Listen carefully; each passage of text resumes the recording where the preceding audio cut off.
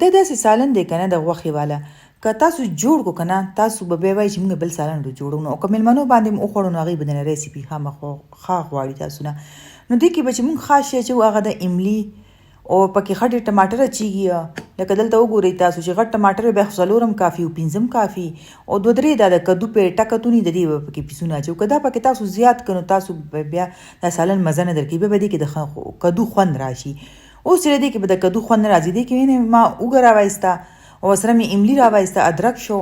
او دوه پیازو څلور پنځه ټماټر واخلئ شنه مرچکي شو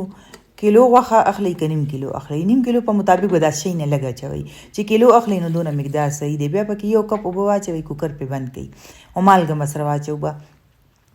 دا چې دی که نه مونږ چې دی دا بنو کې واده و نو هغې کې مونږ دا خوړلی دی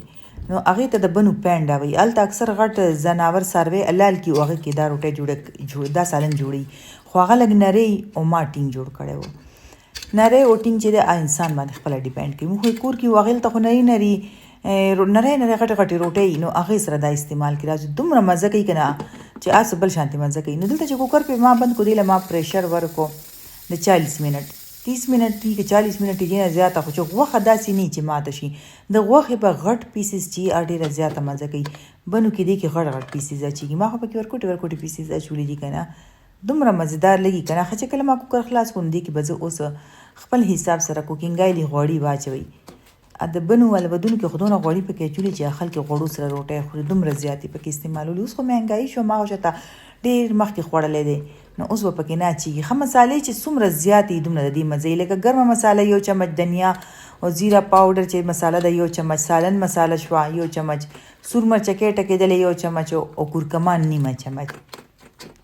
چې څومره مسالې دي تاسو ټولې پکې واچوئ دې مسالې ډېرې زیاتې اچېږي او د دې د مسالو د وجې نه دومره مزه راځي او دویم کار دلته به سور کوئ ښه ډېر چې څومره زیات سور شو دا ریسیپي سیم نه ده چې زه وایم چې دا ریسیپي او ریسیپي یو شانتې ده نه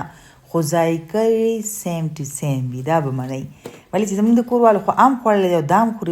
خوري نو هغې ته پته لګي ښه چې ښه سور شي کله ښه سور شي تقریبا دلته ما 10 نه 15 منټ دا سور کو چې دا مساله ټول هر څه پکې سم حل شي بیا پکې ما دلته نیم کپ غوندې اوبه واچول تاسو پکې یو کپ هم اچولی شئ خو چې غوښې پکې زیاتې غټ پیسې دي نو اوبه پکې اله خوند کوي بس بیا واخلئ دنیا پې واچوئ مزېداره پینډه شوه تیاره ښه د بنو والا یو پینډه ده که نه هغه چوري کړې روټۍ ته وایي هغه شورواداره موږ جوړو او یو پینډه موږ دې ته هم وایو دا اوس لږ لږ شانتې ما نری کړې وې که نه خو د دې خوند کې